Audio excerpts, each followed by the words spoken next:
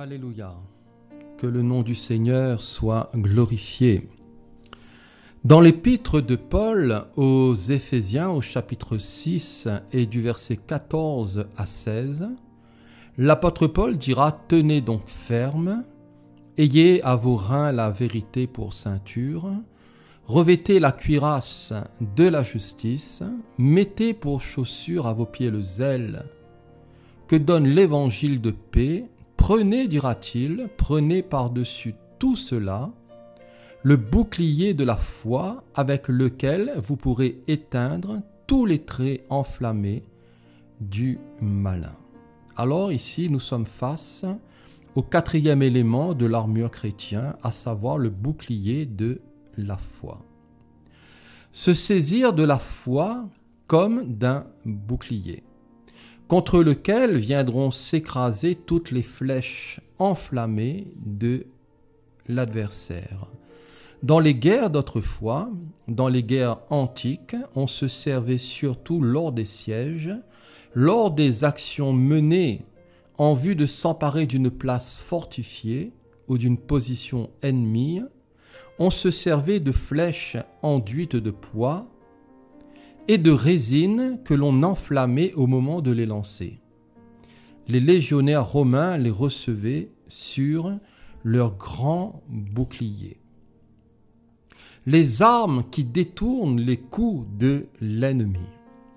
Il existait différentes sortes de boucliers à l'époque, voyez-vous, des soldats romains, mais il en existait plus couramment deux. Un petit qui était plus léger pour parer les coups de l'adversaire dans le corps à corps, et le deuxième qui protégeait le corps tout entier.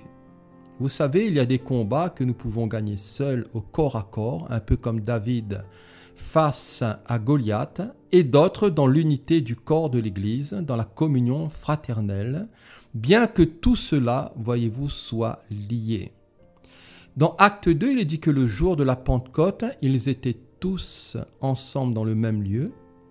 Ils persévéraient dans l'enseignement des apôtres, dans la communion fraternelle, dans la fraction du pain et dans les prières. Alors nous avons notre vie personnelle avec le Seigneur et nous avons aussi notre vie communautaire.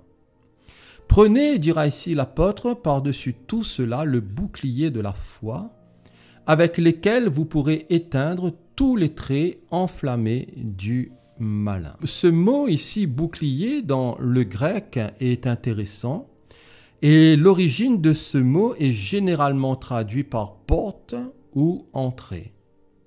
Jésus est la porte. Il est la porte des brebis, et la Bible nous dit que si quelqu'un entre par lui, il sera sauvé. Il entrera, il sortira et il trouvera de verts pâturages. Il pourra aller, il pourra venir librement et il trouvera de quoi se nourrir. Le bouclier de la foi. Jésus est à l'origine de la foi. C'est lui qui la suscite et la mène à la perfection selon Hébreux 12, verset 2. Dans cette course de la foi, Jésus est notre chef de file et nous mènera au but. Jésus, il est l'auteur, il est la source, il est le chef, il est l'initiateur de la foi, notre prédécesseur, celui qui a implanté la foi en nous. Alléluia!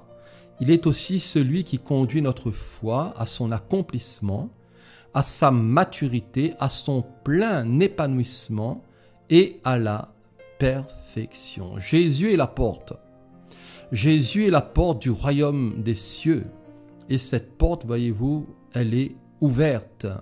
Empressons-nous d'entrer, parce que cette porte sera bientôt fermée. Et dans la parabole des 10 vierges, il est dit, à partir du verset 6, « Au milieu de la nuit, on cria, voici l'époux, allez à sa rencontre. » Alors, nous dit la Bible, toutes ces vierges se réveillèrent et préparèrent leurs lampes.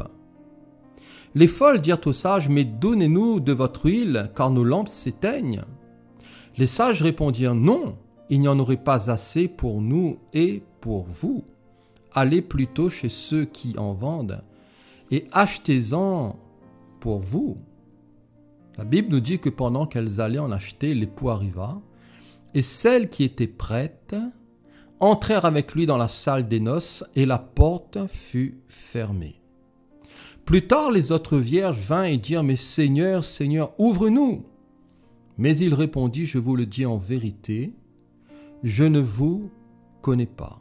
Veillez donc, dira le Seigneur, puisque vous ne savez ni le jour, ni l'heure. » Celle qui était prête, nous dit la Bible, celle qui était prête à recevoir sa venue. Cher ami, est-ce que dans ton cœur, dans ton état d'âme, au plus profond de toi, est-ce que tu attends l'avènement du Seigneur? Vous savez, seul le Seigneur connaît nos cœurs, seul le Seigneur connaît nos aspirations, mais en tout cas, ces vierges ici, celles qui étaient prêtes, elles étaient prêtes à recevoir la venue du Seigneur. Les noces sont prêtes. Mais qui sera trouvé digne? Tenons-nous prêts, nous dit la Bible, parce que le Fils de l'homme viendra à l'heure que nous n'y penserons pas. L'apôtre Jacques lui dira que le juge est à la porte. La foi en Christ. La foi dans le Nouveau Testament, c'est pistis en grec. C'est une conviction, une confiance dans notre relation avec Dieu et les choses divines. La foi, c'est une sainte ferveur. C'est aussi la conviction, la foi, que Dieu existe et qu'il est le rémunérateur de ceux qui le cherchent. Ceux qui le cherchent. La foi, c'est aussi celui qui accorde le salut éternel à travers Christ. Nous croyons en cela, dans cette ferme conviction que Dieu nous accorde le salut éternel au travers du Christ Jésus. Pistis, c'est croire aussi avec l'idée prédominante de confiance, que ce soit en Dieu ou en Christ, jaillissant par la foi dans la même personne. La foi, c'est aussi la fidélité. La fidélité dans l'adversité, c'est la foi à toute épreuve. Dans l'origine de ce mot pistis, foi, il y a cette notion aussi de rendre tranquille, c'est ce que l'on retrouve dans le grec, et ce qui nous parle bien sûr du repos et du repos de la foi. Jésus a dit, venez à moi, vous tous qui êtes fatigués et chargés, et je vous donnerai du repos. La foi, c'est aussi savoir écouter le Seigneur, et c'est savoir aussi se soumettre à son esprit. Alors la foi en Christ. La foi en Christ nous amène au salut et à une juste relation avec lui, puisque la Bible nous dit clairement que mon juste vivra par la foi. La foi, c'est un élément indispensable, et un élément indispensable de la vie chrétienne. Dans Hébreux 11, verset 6, il est dit que « Or, sans la foi, il est impossible de lui être agréable, car celui qui s'approche de Dieu doit croire que Dieu existe. » Vous savez, beaucoup de gens ne croient pas dans l'existence de Dieu. Je ne sais pas si vous avez constaté cela autour de vous, mais c'est une vérité et beaucoup malheureusement ne font pas cas de lui. Beaucoup même disent que Dieu n'existe pas, parce que si Dieu existait, pourquoi tant de souffrances, pourquoi tant de misère, tant de malheur? Et voyez-vous, plus particulièrement, les gens n'arrivent pas à croire dans ce Dieu unique, ce Dieu révélé au travers du Père, du Fils et du Saint-Esprit. Dans Jean 15, 26, Jésus dira quand sera venu le Consolateur, que je vous enverrai de la part du Père, l'Esprit de vérité qui vient du Père, il rendra témoignage de moi, dira Jésus. Nous avons ici dans ce seul verset de Jean 15, verset 26, nous avons ici une formulation à 2 reprises de la triunité. Voyez-vous, quelque chose vraiment d'incroyable. Par la foi, Christ demeure dans nos cœurs. Éphésiens 3, verset 17. Et elle reste la foi l'unique moyen de justification. Dans Romains 5, verset 1, il est dit « Étant donc justifiés par la foi, nous avons la paix avec Dieu par notre Seigneur Jésus-Christ, en qui nous devons avoir eu par la foi accès à cette grâce dans laquelle nous demeurons fermes. » Et vous savez, ce n'est pas que nous aurons un jour la paix, mais la Bible nous dit clairement que nous avons déjà la paix avec Dieu par notre Seigneur Jésus-Christ, au travers de notre foi dans les mérites du Seigneur Jésus, dans l'œuvre de la croix, dans sa mort et dans sa résurrection. Alors, par la foi, jouissons de cette paix. Gardons-la et cultivons-la dans notre cœur. Celui qui croit que Jésus est le Christ est né aussi de Dieu. C'est-à-dire que si quelqu'un place sa confiance dans le Christ Jésus comme son seul sauveur, c'est qu'il est né d'en haut. Il est né du Seigneur. Les enfants de Dieu manifestent la réalité de leur nouvelle naissance par leur foi persévérante dans le Fils de Dieu. Ils portent du fruit avec persévérance. Et la permanence de la foi est le fruit. L'authenticité est prouvée par les fruits, dira l'apôtre Jacques dans son chapitre 2, du verset 21 à 25. Alors tous n'ont pas la foi. Tous n'ont pas la foi salvatrice. Et face au rejet de sa divinité en Jean chapitre 10, Jésus dira à ces Juifs qui voulaient le lapider: « Les œuvres que je fais au nom de mon Père rendent témoignage de moi. » Mais Jésus dira: « Vous ne croyez pas. Vous ne croyez pas parce que vous n'êtes pas de mes brebis. » La foi, c'est pistis. La foi en Christ nous rend agréable à Dieu. Car par elle, nous faisons, voyez-vous, les bons choix. Par elle, nous sommes influencés par le Saint-Esprit et nous soumettons notre volonté à la parole de sa grâce. Et par la foi, nous sommes rendus agréables au Seigneur. Par la foi, nous marchons. Dans 2 Corinthiens 5, 7. Nous ne marchons pas par la vue, mais par la foi. Par la foi, nous obtenons la sanctification et nous obtenons l'édification. Dans Actes 26, verset 18. Et dans Jude 20. Par elle, nous tirons profit aussi de la bonne nouvelle. Dans Hébreux 4, verset 2. Par la foi, nous vivons. Dans Galates 2, 20. Et nous tenons debout. Dans Romains 11, verset 20. Par elle aussi, par la foi, nous mourons. Hébreux 11, verset 13. Par elle, nous dit la Bible, les difficultés sont vaincues. Et la victoire qui triomphe du monde, c'est notre foi. Alléluia. La foi est nécessaire à la prière, mais qu'il la demande avec foi, nous dira Jacques dans son chapitre 1 au verset 6. Tout ce qui est fait doit être fait par elle. Et la foi, voyez-vous, est souvent éprouvée, mais elle produit la patience. Dans Jacques chapitre 1, verset 3. Dans la foi, nous puisons nos forces. Romains 4, verset 20. Et nous résistons au diable. 1 Pierre 5, verset 9. Alors gardons-la, cette foi aussi, avec une bonne conscience. Dans 1 Timothée 1, verset 19. Et prions pour qu'elle grandisse dans Luc 17, verset 5. La foi est aussi nécessaire, et la foi est nécessaire dans le combat chrétien. Prenez par-dessus tout cela le bouclier de la foi, avec lequel vous pourrez éteindre tous les traits enflammés du malin. Alors ce mot malin dans le grec, c'est poneros, c'est celui qui est rempli de contrariété, de privation, c'est celui qui est pressé et harassé par le labeur. Et vous savez, dans mon dictionnaire grec, quand j'ai consulté cela, j'ai réfléchi et cela m'a fait penser aux enfants d'Israël qui étaient en Égypte. Vous savez, ils étaient là sous la charge, voyez-vous, de Pharaon. Et les enfants d'Israël en Égypte, avec toute cette charge, voyez-vous, qui était augmentée par ordre de Pharaon, la Bible nous dit que les inspecteurs, même les pressés, ils étaient harassés, voyez-vous, ils étaient battus, ils étaient traités même de paresseux, ils étaient vraiment rendus, voyez-vous, ces Israélites en Égypte malheureux, ils gémissaient dans la servitude, et la Bible nous dit même qu'ils n'arrivaient même plus à écouter Moïse. Malin, c'est poneros. C'est tout ce qui apporte des difficultés et périls. C'est un temps aussi plein de périls pour la foi chrétienne et la constance. Tout cela cause peine et difficulté. Vous savez, en tant que chrétien, et combien de chrétiens qui rament, combien même de chrétiens qui sont à bout, pour certains, à bout, voyez-vous, de souffle, qui sont dans l'épuisement, qui sont dans la précarité, qui travaillent dur. Voilà, c'est une vérité dure, sans quémander. Et tout cela, voyez-vous, pour nourrir leur famille. Et malheureusement, combien, voyez-vous, qui sont aussi exploités. Poneros.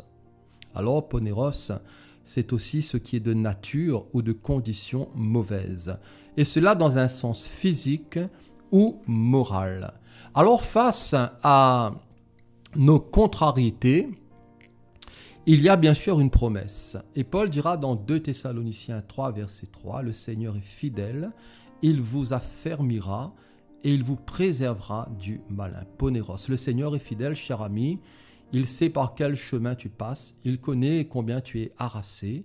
Il connaît tes fatigues, tes labeurs, toutes tes peines, voire même peut-être tes larmes, ta souffrance.